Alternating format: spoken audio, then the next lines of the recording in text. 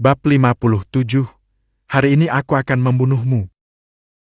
Kebencian Yuan Bei terhadap Wei Yi bukanlah dendam yang biasa. Itu sudah menjadi duri berduri, membusuk dalam dadanya, sejak hari tragis. Ketika dia mengalami insiden yang tak terlupakan, insiden panah di belakang. Ya, benar. Dulu, dalam satu pertarungan sengit, panah Wei Yi tertancap tepat di tempat yang paling menyakitkan untuk disebutkan, hingga Yuan Bei terpaksa menunggang kuda sambil menggigit bibir menahan sakit. Darah menetes sepanjang jalan, tubuh terguncang karena setiap derap kuda menjadi siksaan tiada akhir. Meskipun telah dirawat oleh tabib terbaik, luka itu terlalu dalam baik secara fisik maupun mental. Yuan Bei harus terbaring di tempat tidur selama lebih dari 10 hari, nyaris lumpuh. Dan lebih parahnya lagi, api langit. Benda langka yang ingin ia kuasai, malah berhasil direbut oleh Wei Yi. Dendam lama dan baru menumpuk.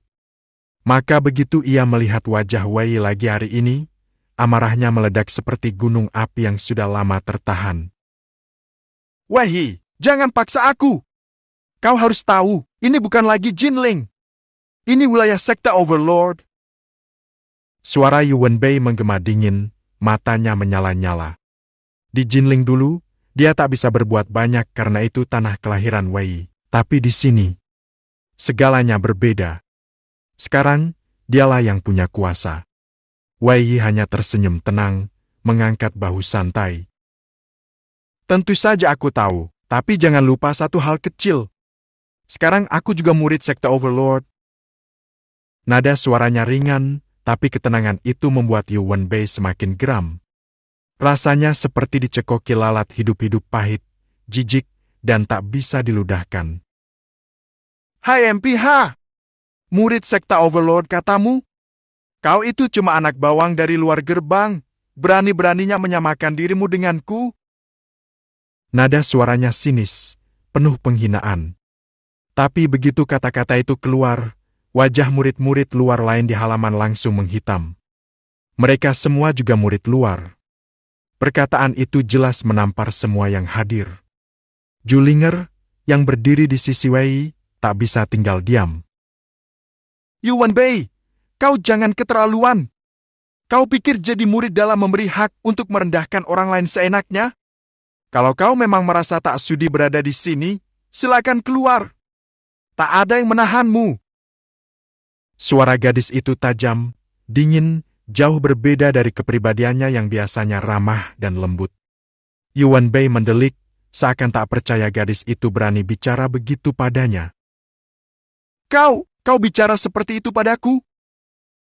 Julinger mendengus, matanya menyala dengan kemarahan yang tulus.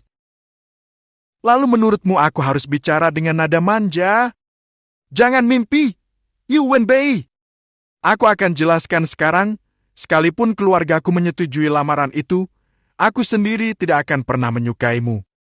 Dan lebih-lebih, aku tidak akan menjadi tunanganmu. Kalimat itu seperti sebilah pedang tajam yang menusuk jantung Yuan Bei. Wajahnya memucat, lalu menghitam, lalu merah padam. Emosi naik turun dalam sekejap. Awalnya ia memang tak terlalu peduli soal lamaran itu. Itu hanya ide ayahnya dan Elder Simen. Tapi setelah ia melihat lukisan Julinger, dia jatuh hati. Itulah sebabnya ia datang langsung ke bagian luar sekta untuk menemui gadis itu. Namun, melihat Julinger kini berdiri di sisi Wei Yi, membela lelaki itu mati-matian, hatinya langsung tercabik. Rasa cemburu dan penghinaan memuncak. Dia menolakku karena lelaki itu? Karena Wei Yi? Amarahnya meledak. Wei Yi, kau mau mati? Hari ini, aku akan membunuhmu. Suara raungannya mengguncang seluruh halaman. Dengan mata merah menyala penuh kebencian, Yuan Bei langsung menerjang maju. Boom! Kekuatan aura tingkat Dewa Asage Grand Martial Master meledak dari tubuhnya. Gelombang energi menghantam udara, membuat debu dan daun beterbangan, dan semua orang refleks mundur beberapa langkah. Tinju Yuan Bei menyatu dengan Qi, berubah menjadi naga energi mengamuk, yang meluncur ke arah Wei dengan kecepatan kilat. Wei mengerutkan dahi. Tidak kusangka, kekuatan Yuan Bei sudah menembus Grandmaster. Tapi aku juga bukan lagi orang yang sama seperti dulu. Mata Wei mengeras. Tak ada rasa takut. Hanya ketenangan pembunuh dalam tatapannya. Bagus. Kalau kau ingin bertarung, datanglah. Tubuh Wei melesat bagai kilat, mengayunkan tinjunya dengan kekuatan penuh. 7 pembunuh pukulan pertama. Dewa RRRR. 2 tinju bersua di udara. Ledakan energi meletup seperti bom meledak. Getaran dahsyat menghantam seluruh halaman. Pakaian mereka terbang berderai, debu terangkat ke langit, dan lantai berguncang seperti diterjang badai. Semua murid luar terbelalak. Wajah mereka berubah tegang. Pertempuran antara 2 raksasa baru saja dimulai. Kekuatan mereka berdua sungguh luar biasa. Di pinggir halaman, Zhou Hang, Pai Qinghai, dan para murid luar lainnya saling berpandangan. Wajah mereka penuh keterkejutan dan rasa kagum yang tak bisa disembunyikan. Pertarungan yang sedang berlangsung di hadapan mereka benar-benar di luar jangkauan kekuatan mereka. Mereka bahkan tak berani maju 1 langkah pun, takut terseret dalam pusaran pertarungan itu. Boom! Boom! Boom! Suara benturan keras antara tinju dan kaki terdengar bertubi-tubi, menggema di seluruh halaman. Tubuh Wei dan Yuan Bei saling berkelebat bagai bayangan. Dalam hitungan detik mereka sudah saling serang lebih dari 10 jurus. Wei, hari ini aku akan memberimu pelajaran. Aku akan tunjukkan siapa yang pantas berdiri di atas. Yuan Bei menggeram dengan amarah membara. Jurus-jurusnya meledak satu demi satu, menciptakan badai ki yang mengguncang udara. Namun Wei hanya tersenyum miring. Jangan terlalu banyak bicara, nanti lidahmu bisa keseleo. Yang seharusnya mendapat pelajaran mungkin bukan aku, tapi kau sendiri. Menyadari bahwa jurus 7 pembunuh belum mampu menggoyahkan lawannya, Wei segera menaikkan level pertarungan. Ia memanggil kekuatan darahnya, tubuhnya mulai berdenyut dengan kekuatan yang semakin liar.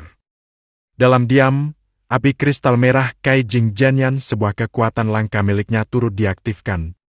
Api itu meresap halus ke dalam tinjunya, membara tanpa disadari oleh musuh. Dewa RRR. Kali ini, ketika 2 tinju bersua lagi di udara, hasilnya berbeda jauh dari sebelumnya. Ledakan ki dari kekuatan darah masih bisa diimbangi oleh Yuan Bei. Tapi ketika api kristal merah merembes ke dalam tubuhnya, rasa sakit yang membakar langsung menjalar ke dada dan merusak aliran energi dalam meridiannya. Apa ini? Yuan Bei memucat. Ki di dantiannya mulai berputar dengan susah payah, terasa seperti mesin rusak yang kehilangan pelumas. Dan di saat itulah, Wei tidak memberi ampun. Tinju-tinju kerasnya bertubi-tubi menghantam tanpa belas kasihan. Suara dag, dag, dag, terdengar seperti genderang perang yang memekakan telinga. Setiap pukulan memaksa Yuan Bei mundur selangkah demi selangkah. Bahkan bayangan kemenangannya mulai runtuh satu demi satu. Sampai akhirnya, Wei berkelebat cepat, muncul tepat di depan Yuan Bei, tinju kanannya menghantam lurus ke dada. 7 pembunuh tinju ke-7. Boom! Tinju itu mengandung kekuatan penuh. Ki meledak dan memaksa Yuan Bei terpental mundur 7 hingga 8 langkah.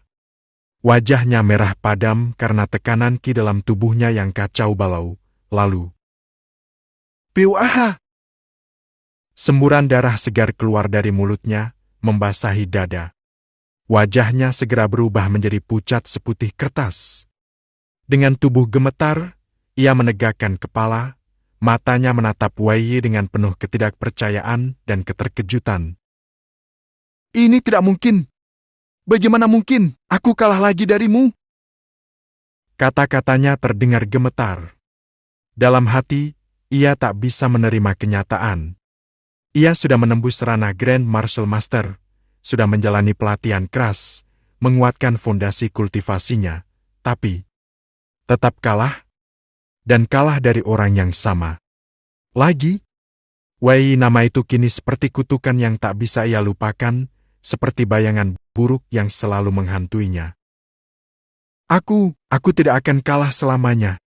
Wei, aku bersumpah, suatu hari aku akan mengalahkanmu. Dengan suara penuh dendam, Yuan Bei mengusap darah di sudut bibirnya. Tatapannya bergeser ke arah Julinger yang berdiri tak jauh dari sana. Matanya menyimpan kekecewaan, kecemburuan, dan luka hati yang dalam. Namun yang paling terasa adalah malu. Dikalahkan di depan gadis yang ia inginkan.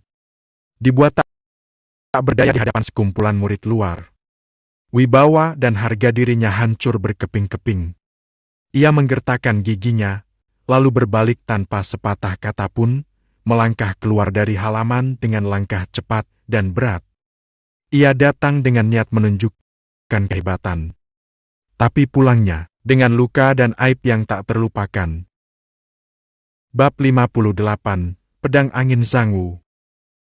Kita cuma membiarkan dia pergi begitu saja?